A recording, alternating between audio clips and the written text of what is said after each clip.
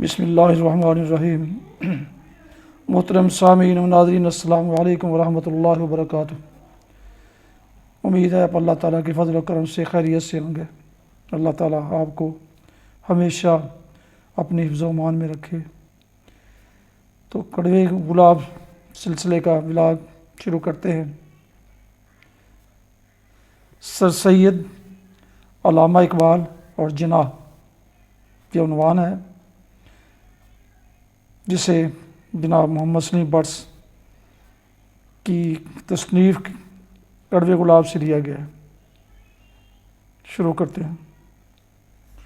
سر سید علامہ اقبال اور محمد علی جناح تینوں شخصیات نے تشکیل پاکستان میں بہت بڑا اور اہم رول ادا کیا۔ اپنی کوششوں سے مسلمان ہند کو ان کی حیثیت کی پہچان کروائی۔ ہم سب پاکستانی اگر ان کے نظریات کو کردار اور اعمال سے رہنمائی حاصل کریں تو یقیناً پاکستان کو ایک بہت مضبوط، مستحکم اور عظیم ملک بنایا جا سکتا ہے۔ پاکستان کو ترقی سے ہمکنار کرنے کے لیے اگر قوم ملک کے قیام سے آج تک کی پاکستانی تاریخ کا مطالعہ کرے تو وہ اپنی کی گئی غلطیوں کا صحیح اندازہ لگا سکتی ہے، جس کا احساس کرتے ہوئے یہ عہد کیا جائے کہ ہم ایسی غلطیاں دوبارہ نہیں کریں گے۔ اب بھی وقت ہاتھ سے نہیں نکلا، کیونکہ اگر آدھی صدی سے زیادہ کی مسلسل لوٹ کھسوٹ، اقربا پروری، چور بازاری، سیاسی تلٹ پلٹ، دشمنوں کی نظر بد، اپنے پرایوں کی دغا بازیاں، عوام کو ہمیشہ غریب اور جاہل رکھنے کی سازشوں کے باوجود اگر ملک بچا ہوا ہے تو اس کے پیچھے ضرور کوئی قدرت کا راز ہے، کیونکہ ہم کچھ ہمت نہیں کرتے، سب کچھ اللہ پر چھوڑا ہوا ہے۔ یہ حقیقت جانتے ہوئے بھی کہ پھر وہی چودھری، وہی میاں، وہی لغاری، وہی بٹ، وہی خان، وہی سردار، وہی قریشی اور وہی بھٹو واپس آئیں گے۔ ہر دفعہ الیکشن کروائے جاتے ہیں، جس کا نتیجہ یہ ہے کہ ہزاروں نیب بنانے کے باوجود ملکی دولت لوٹنے والوں کا ہم بال بھی بیکا نہیں کر سکے۔ وہی چہرے، وہی لوگ، لکڑ ہضم، پتھر ہضم اور پھر وزیر ہیں۔ وہ لوگ جو ان کے انکوائری آفیسر تھے اب ان کے ماتحت ہیں۔ اگر ان ملازموں کو کوئی تحفظ ہی نہیں تو وہ انہیں دودھ کا دودھ اور پانی کا پانی کیسے کریں گے؟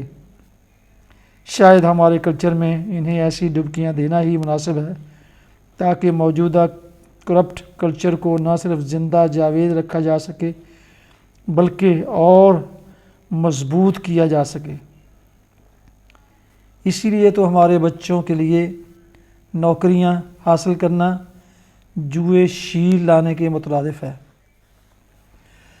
وہ گھر کا ساز و سامان بیچ کر اور قرضے لے کر جائز ناجائز طریقوں سے تلاشی روزگار کے لیے دوسرے ملکوں میں در بدر کی ٹھوکریں کھاتے پھرتے ہیں۔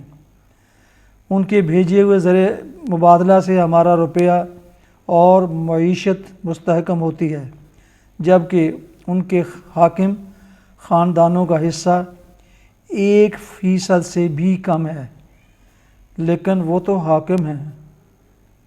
دیار غیر میں در بدر ٹھوکروں کا ایک ہی حل ہے جو کہ ملک کی ترقی سے منسلک ہے، خاص طور پر آج جبکہ یورپ اور امریکہ میں مسلمان ہونا ایک گالی بن گیا ہے اور وہاں برسر روزگار لوگوں کے سروں پر تلوار لٹک گئی ہے کہ آج گئے کہ کل۔ خیر، اس مسئلے پر پھر بات کریں گے۔ ہاں تو حضرت سر سید ایک دور اندیش، صاحب بصیرت، محسن اسلام اور فخر انسانیت شخصیت تھے، جن پر یہ بات ریزولوشن کی طرح واضح ہو گئی تھی کہ اگر مسلمانان ہند کو عزت سے زندہ رہنا ہے اور ترقی کرنی ہے تو وقت اور حالات کے پیش نظر مسلمانوں کو برٹش کلچر کو اپنانا ہوگا اور پھر اس کے اندر رہ کر کوشش کرنی ہوگی۔ یہ سر سید کی سوچ اور عملی کاوش کا نتیجہ ہے کہ برٹش کلچر کے تربیت یافتہ لوگوں نے مسلم لیگ کی بنیاد ڈالی اور پاکستان بنانے کی راہ ہموار کی۔ پاکستان بننے کے بعد جو قابل ترین محب وطن بیوروکریسی آئی وہ سر سید کی لگائی ہوئی پنیری تھی۔ ان بیوروکریٹس نے اوائل عمری میں ہی اپنی بہترین پلاننگ سے پاکستان کو اپنے پاؤں پر لا کھڑا کیا۔ سر سید کے مخالف انہیں انگریزوں کا پٹھو کہتے ہیں۔ ہم تو کہیں گے کہ اگر سر سید انگریز کے پٹھو تھے تو ہمیں ایسے ایک اور پٹھو کی ضرورت ہے جن کی سوچ نے ہمیں علامہ اقبال، قائد اعظم اور ایسے ہزاروں سپوت دیے۔ ہمیں لغاری، مزاری، میاں، مولانا، سردار، بھٹو، خان اور چودھریوں جیسے محب وطنوں کی ضرورت نہیں جنہوں نے غریبوں کے جذبات سے کھیل کر وہ کام اور ہاتھ دکھائے کہ بڑے سے بڑے فراڈی اور جرائم پیشہ لوگ بھی شرما جائیں۔ سر سید نے ہمیں سوچ دی، وسعت نظری دی، جذبہ دیا، حوصلہ دیا۔ ان کی بنائی ہوئی علی گڑھ یونیورسٹی آج بھی برصغیر پاک و ہند کے مسلمانوں کے لیے قابل فخر سرمایہ ہے۔ ان کی وجہ سے پورے ہندوستان میں اسلامیہ اسکولوں اور کالجوں کی بنیاد پڑی۔ ہماری قابل فخر بیوروکریسی نے ملبے کے ڈھیر سے پاکستان کو 1965 تک ایشیا کا ایک بہترین ملک بنا دیا، اور پھر چراغوں میں روشنی نہ رہی کیونکہ یہ ساری بیوروکریسی ان اسکولوں اور کالجوں سے تھی۔ ہماری نظر میں سر سید کا اسلام کا حقیقی بیٹا تھا، اور پیغمبر صلی اللہ علیہ وسلم بھی اسے تحسین کی نگاہ سے دیکھتے ہوں گے۔ ہونہار سپوت علامہ اقبال بھی انہی ماڈرن انگریزی یورپین انسٹیٹیوشنز کے تربیت یافتہ تھے جنہوں نے علیحدہ وطن کا نظریہ دیا جہاں یہ قوم اپنے قوت بازو پر انحصار کر کے تمام تعصبات سے بالا تر ہو کر اپنے جوہر قابل کا اظہار کر سکے اور معاشی آزادی سے ہمکنار ہو سکے۔ یہ علامہ اقبال کی دور اندیشی تھی کہ انہوں نے قائد اعظم کو آمادہ کیا کہ وہ ہند کے مسلمانوں کی قیادت کریں۔ اس وقت کے حالات میں قائد اعظم کے پائے کا کوئی مسلمان ہندوستان میں نہ تھا جو اپنی خودآزاد صلاحیتوں، قابلیت اور مدبرانہ دلائل سے ایک دن جیل کاٹے بغیر پاکستان حاصل کرنے میں کامیاب ہو گئے۔ علامہ اقبال تو ملا نہ تھے، لیکن اسلام اور قرآن کا وسیع اور گہرائی سے مطالعہ رکھتے تھے جو کہ ان کے تمام شاہکاروں کی بنیاد ہے، اور شکوہ جواب شکوہ تو اس کا زندہ ثبوت ہے۔ علامہ اقبال کی شاعری دنیا کے آخری دن تک مسلمان جوان شاہینوں میں جذبہ حریت اور تاروں پہ کمند ڈالنے کا جذبہ ابھارنے کا موجب رہی ہے اور رہے گی۔ کیا میں کوئی جھوٹ بولیا؟ سامعین محترم، آج کا دوسرا ولاگ ہے شیطان بمقابلہ حضرت انسان۔ یہ بھی جناب محمد سلیم بٹ صاحب کی اسی کتاب یعنی کڑوے گلاب سے لیا گیا ہے۔ یہ آج کے دور کی پبلسٹی کا کرشمہ ہے کہ خریدار کو گدھا، گھوڑا، کتا، بکری اور کبوتر، مرغی دکھائی دینا شروع ہو جاتا ہے۔ اسی حوالے سے ایک لطیفہ ہے کہ ایک شخص کے مرنے کے بعد جب فرشتوں نے اس کے گناہوں کا حساب کیا اور دونوں پلڑے برابر پانے پر اس شخص کو یہ اجازت دے دی کہ وہ خود فیصلہ کرے کہ اسے جنت میں جانا ہے یا دوزخ میں۔ شخص مذکور نے خواہش ظاہر کی کہ وہ اس کا فیصلہ دونوں مقاموں کے معائنہ کے بعد کرے گا۔ اپیل کی منظوری کے بعد وہ جنت پر نگاہ دوڑا کر جب دوزخ میں داخل ہوا تو کیا دیکھتا ہے کہ ہر طرف چراغاں ہی چراغاں ہیں، شرابیں چل رہی ہیں، مجرے ہو رہے ہیں، کہے لگ رہے تھے، حکے تازہ ہو رہے ہیں۔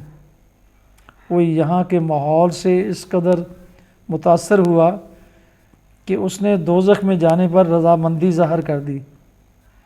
جیسے ہی دوزخ میں داخلے کی کارروائی مکمل ہوئی اور وہ دوزخ میں اپنا مقررہ بیرک میں گیا تو ابتدائی اسلامی کے لیے لٹا لیا گیا۔ چھتر پریڈ سے فارغ ہوا تو کراتے ہوئے فرشتوں سے کہا کہ آپ کو کوئی غلطی ہوئی ہے، میں نے جس دوزخ کا انتخاب کیا تھا آپ مجھے وہاں لے جائیں۔ فرشتوں نے کہا کہ جناب یہ وہی جگہ ہے۔ تو پھر اس نے سوال کیا کہ وہ نظارے کہاں ہیں؟ بتایا گیا وہ تو ہمارا پبلسٹی ڈپارٹمنٹ تھا۔ ایسے ہی حضرت انسان کے شیطانی کاموں کی پبلسٹی جب شیطان تک پہنچی تو اس کو بہت خار آئی کہ یہ میرے حلیف کہاں سے آ گئے، لہذا کاروباری رقابت کے پیش نظر حالات کا جائزہ لینے کے لیے خود زمین پر اتر آیا۔ ایک عام سے انسان سے ملاقات ہوئی تو شیطان نے اس سے کہا کہ میرے پاس وافر زمین ہے جس پر میں آپ کے اشتراک سے فصل اگانا چاہتا ہوں۔ انسان نے کہا میں حاضر ہوں۔ شیطان نے بڑی چلاکی سے کہا کہ زمین سے اوپر جو بھی فصل ہوگی وہ میری ہوگی اور زمین کے نیچے تمہاری۔ حضرت انسان کا جواب آیا کوئی بات نہیں، مجھے آپ کی شرط منظور ہے، اور کام شروع ہو گیا۔ جب بٹائی کا وقت آیا تو شیطان آ پہنچا تو کیا دیکھتا ہے کہ ساری زمین میں آلو، گاجر، مولیاں اگی ہوئی ہیں۔ حضرت انسان نے کہا کہ شیطان صاحب زمین سے اوپر والا فصل کا حصہ آپ کا ہے، لے لیں۔